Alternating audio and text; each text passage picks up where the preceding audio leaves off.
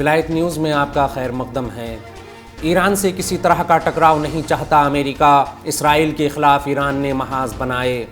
اقوام متحدہ کی سلامتی کونسل کے اجلاس میں امریکی وزیر خارجہ اینٹنی بلنکن نے ایران کے ساتھ کسی بھی قسم کے تنازع سے بچنے کے امریکی حکومت کے فیصلے کا اعلان کرتے ہوئے کہا کہ ہم ایران سے کسی بھی قسم کا کوئی تنازع نہیں چاہتے، لیکن یہ ایران ہے جس نے خطے میں مزاحمتی گروپس کی مکمل حمایت کی۔ انہوں نے کہا کہ امریکہ ایران کے ساتھ کوئی تنازع نہیں چاہتا، لیکن اگر ایران یا اس کے پروکسیوں نے ہم پر حملہ کیا تو ہم اپنی سلامتی کا جلد اور فیصلہ کن دفاع کریں گے۔ سلامتی کونسل کے اجلاس میں مشرق وسطیٰ اور فلسطین کے حالات کے بارے میں امریکی وزیر نے کہا کہ سلامتی کونسل میں یہ بات کسی سے بھی پوشیدہ نہیں ہے کہ ایران نے حماس، حزب اللہ، انصار اللہ اور دیگر کئی گروپس کی حمایت کی ہے جو اسرائیل سے برسر پیکار ہیں۔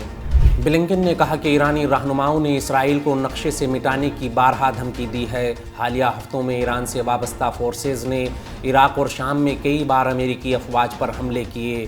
امریکی وزیر خارجہ نے زور دے کر کہا کہ امریکہ ایران کے ساتھ تصادم کا خواہاں نہیں ہے۔ انہوں نے اسلامی جمہوریہ کا حوالہ دیتے ہوئے کہا، ہم نہیں چاہتے کہ یہ جنگ پھیلے، لیکن اگر ایران اور ایران سے وابستہ افواج کہیں بھی امریکی افواج پر حملہ کرتی ہیں تو شک نہ کریں کہ ہم اپنے عوام اور سلامتی کا جلد اور فیصلہ کن طور پر دفاع کریں گے۔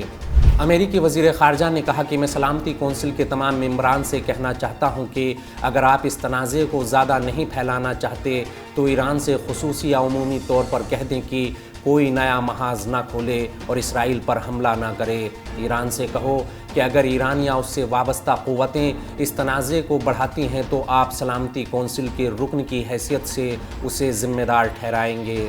اس خبر میں فی الحال اتنا ہی۔ قومی، بین الاقوامی اور عالمی اسلام کی اہم خبروں سے باخبر رہنے کے لیے ولایت نیوز سے جڑے رہیے۔